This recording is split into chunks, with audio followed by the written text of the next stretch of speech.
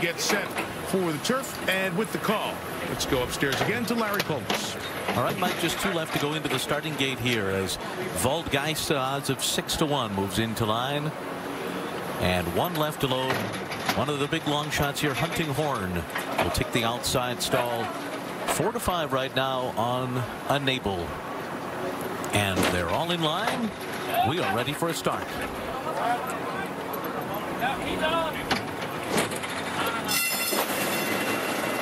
They're off in the Breeders' Cup turf. Glorious Empire goes immediately to the early lead, and Channel Maker is sent along on the inside, so these two are 1-2 early on, and Enable is right behind them, and now High Happy goes into the mix too. Then it's Robert Bruce, Talismanic on the inside, and Hunting Horn. Magical is in behind them, 5.5 lengths off the lead, then Quarteto de Cordes, followed by Arklow on the inside of Waldgeist. Liam the Charmer is next, and Sadler's Joy trails. The first quarter was 24.65 seconds for Glorious Empire, who leads Channel Maker by 3/4 of a length, heading into the stretch for the first time. High Happy is perched outside of them, running in 3rd position as they straighten out. And then it's Talismanic, last year's winners. Don on the inside, 5 lengths off the lead. Enables in between horses. Hunting Horn is there on the outside. And then comes Robert Bruce, followed by the other filly in the race, Magical, who's 6 lengths off the lead. Waldgeist is next, and then comes Arklow. They continue through a 49.11 half mile. And then it's back to Liam the Charmer, Quarteto de Cordes, and the trailer is Sadler's Joy. Glorious Empire on top as they make their way into the clubhouse turn. Channel Maker continues to be the closest pursuer in 2nd, and High Happy is 3rd. And then on the inside is Talismanic. Enable is 5th right now, and she's 5.5 lengths off the lead. 3/4 up in 1:14.22. Solid enough on this going as they head on to the back stretch. Hunting Horn is outside of Enable. Now they're moving together, and they're about 3.5 lengths off the lead. And just ahead of Magical, who right to the outside of her has Robert Bruce. And then it's Waldgeist. On the inside comes Arklow. So they continue up the back stretch, and it's been Glorious Empire all the way so far. Channel Maker is 2nd, High Happy is 3rd.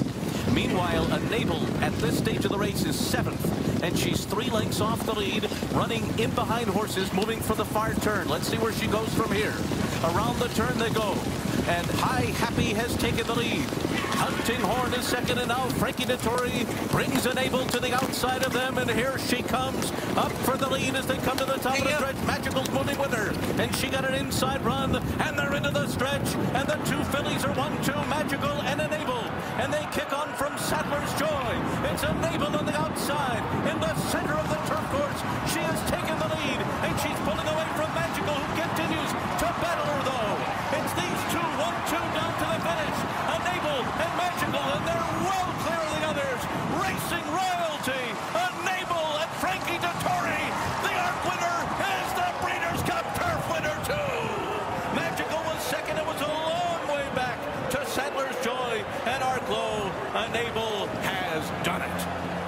And Enable able to do that double with the ARC, and here winning the $4 million Longines Breeders' Cup Turf.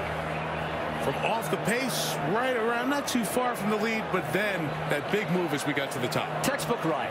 He put Enable 5th or 6th early. He moved her out to the 4th path, the better going in the racetrack. He had her settled.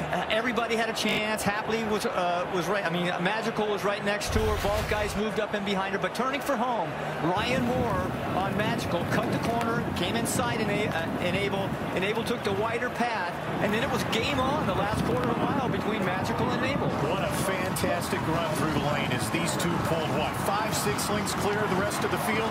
Finally, an ARC winner comes to the United States and wins a Breeders' Cup race, and boy, did she do it in style. And how about as they were galloping out after the race, 2 of the very best jockeys in the world, Frankie Dettori, Ryan Moore, reaching out, grasping hands. They knew exactly what kind of race they had just given these people. To Nick Luck. With trainer John Gosden, who won the first edition of the Breeders' Cup Mile in 1984, took the Breeders' Cup Classic in 2008. How special does this victory rank amongst those, John? Yeah, it was a big ask for the fillies. Everyone knows she's had a difficult year.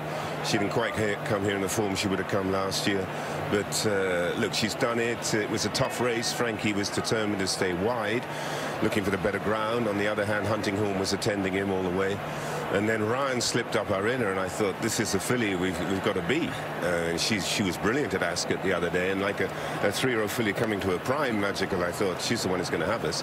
Last Wonderful stretch run between two great fillies and two great jockeys, and yeah, we've come out on top. And look, full marks to the filly, because it has not been she's been very brave and very mentally very strong to get herself here. How sick was she going into the Arc de Triomphe, and how difficult was it to get her back off the Arc? And she was let out for a week, you know, which is not ideal when you've only had one prep on the all-weather. And prior to that, we had the injury issue. But look, maybe she's getting better. But anyhow, she did it today with sheer guts and determination. And it's wonderful for her owner, breeder Prince Khalid, who's been the massive supporter of the Breeders' Cup since 1984, when I first sat with him in Hollywood Park.